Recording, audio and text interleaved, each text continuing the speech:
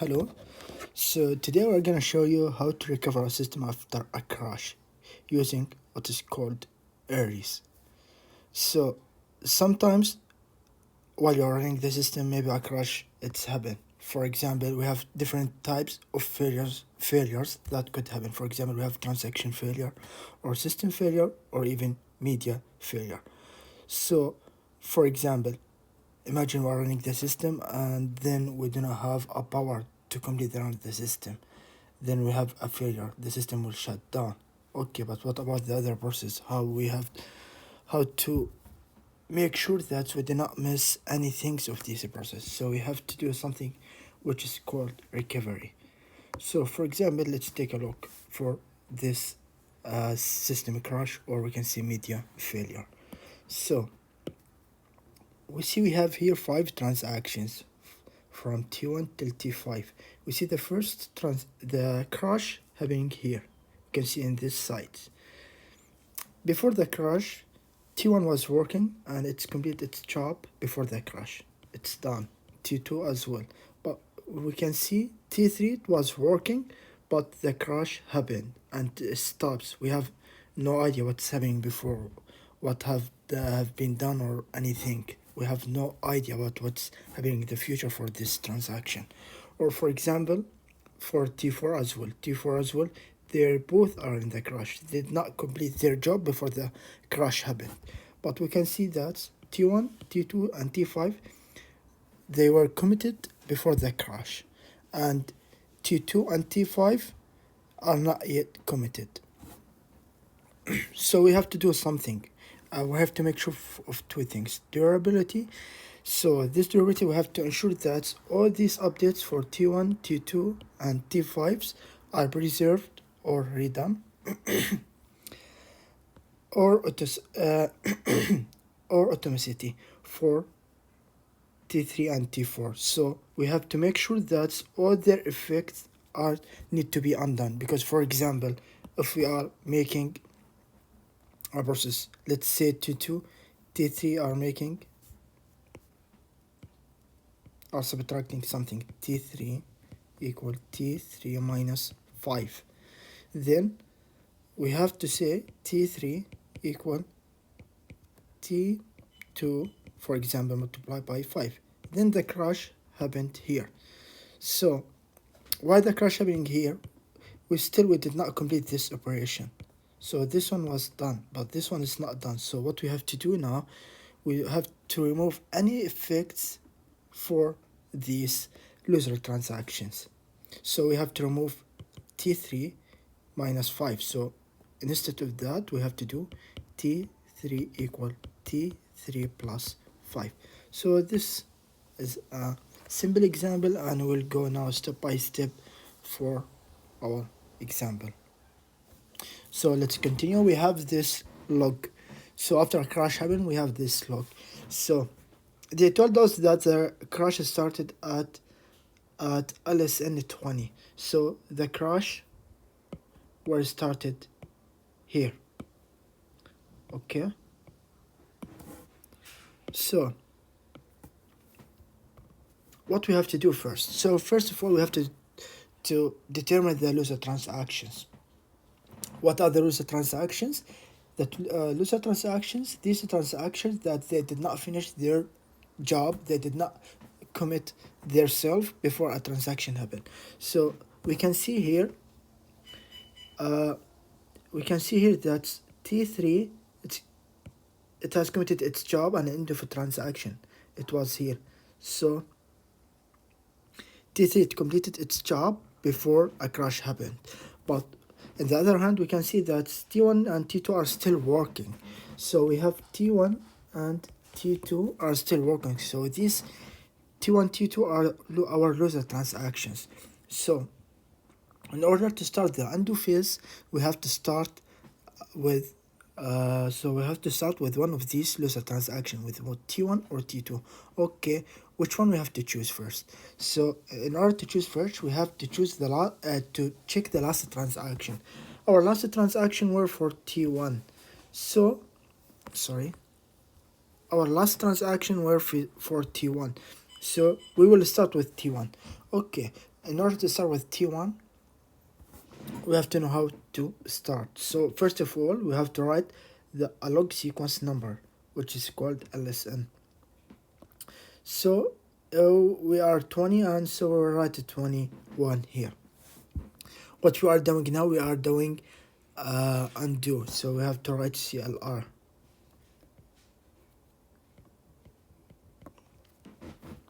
Which for TX, it's telling us for which transaction we are accessing now.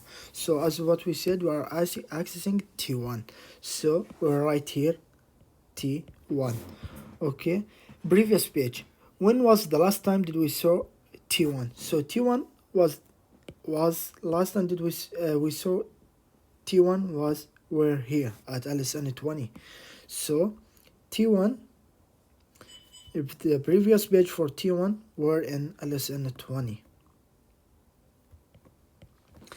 And it was accessing page number 4. Okay? The next. Now we have to check the next transaction for T1. The next transaction for T1, it were here. So it were for 17. So we will write the Unix, it will be 17. Okay? Now we have to go for the next step. Next step is at 22, and we are doing into CLR. Okay, and what we are accessing, we have complete C1. Now we have T2. We have T2, so we will access T2. And previous, when did we saw last time the T2? It were here in LSN 20, LSN 19. Sorry. So right here 19. Okay. So which page where we're accessing? We're accessing page number 9. The next, what is the next transaction for T2? It's here, it's 16. So we're right here 16. Okay, so then we have to go to move. So we have here end of a transaction. We'll not touch it at all because it's T3, and T3 it's complete its job. So we don't need to do any undone things for this transaction. So now we have 16, we have 17, and we have 12. We have to compare which one is bigger, 17. So we'll go to 17. Or let's continue. We are now in 17. It's a 23 here. It's CLR. And we're accessing in 70, we're accessing T1. So here it will be T1. Next, what is the previous of T1? The previous is T1, it was a 21. So we're right here at 21. Now, we were accessing at LSN 17, we were accessing page number 9. So we're right here, 9. And what is the next transaction for T1? So if we move here, in the backward direction, we will see that T1 were here at LSN 13. So the Unix will be 13. So now 17 is done. Now we don't need anything from this transaction. So now we have T2. T2 is a CLR. So it's a CLR, so we didn't need to do anything for this one. So but it's pointing for Unix 12. So we have to compare. We have 12 and we have 13. Which one is bigger? We will go always for the bigger Unix. So the biggest one is 13. So we'll go for the 13. Okay, so we have here 24, it's CLR, and in 13 we are accessing T1. Okay, what is the previous page? The previous page were for 23. It was here for T1. And which page we were accessing at LSN 13? So we're accessing page number 3. So we're right here 3. Okay, now we have to determine the next transaction. So let's take a look. Do we have any transaction? We have to move backward. Do we have anything for T1? So we have nothing.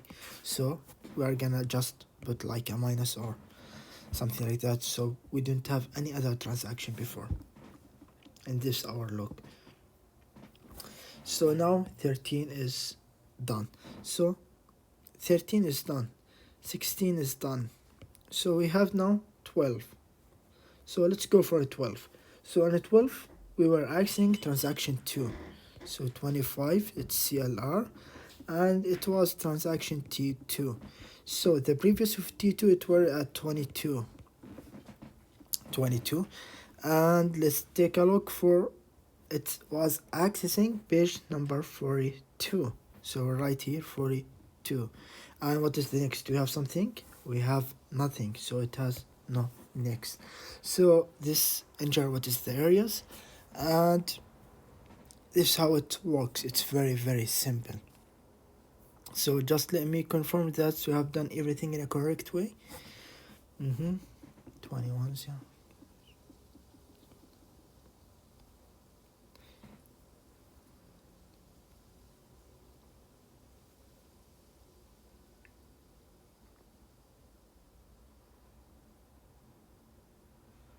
Yeah, I see everything okay. So this is our example, and we will have another example. So just visit my YouTube channel and you will find many other videos, and good luck.